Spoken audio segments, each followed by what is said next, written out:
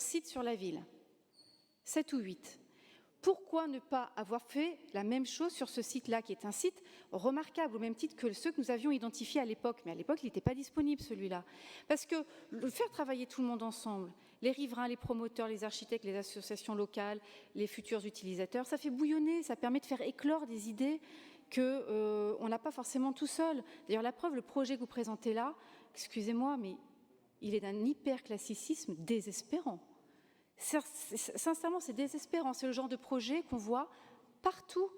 On en a déjà eu plusieurs des comme ça sur la ville. On aimerait bien voir autre chose et on sait qu'il y a possibilité de faire autre chose. Donc, vous avez fait un projet hyper classique. Vous saviez qu'il allait poser problème parce que tous les points qu'en soulevait M. Coulon, vous n'y avez pas vraiment répondu. Donc, ce serait intéressant quand même d'avoir vraiment des réponses de fond. Et vous vous sentez agressé, c'est dommage parce que en fait, M. Rouzier a raison, on est sur le droit à la formation des conseillers municipaux et ça fait 2 délibérations où nous n'avons pas les documents qui nous permettent de prendre vraiment position et de savoir ce qui se passe. Quand on pose des questions, nous sommes dans notre rôle et des réponses très agressives, malheureusement, ne nous donnent pas les éléments qui nous permettent de juger.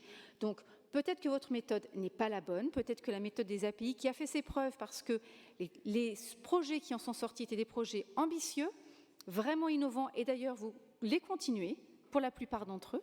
Donc, c'est intéressant. Vous auriez pu la changer, cette méthode. 3, oui. C'est mieux que 0. Excusez-moi. Voilà. Donc, au vu de tous ces éléments, il serait intéressant que vous retiriez la délibération, qu'on puisse, là encore, prendre le temps d'avoir connaissance des documents qui y sont demandés et qu'on puisse vraiment délibérer en toute connaissance de cause. Mais revoyez votre méthode, parce que quand vous dites que ça n'ira jamais, c'est qu'il y a bien un problème de méthode à la base quand même.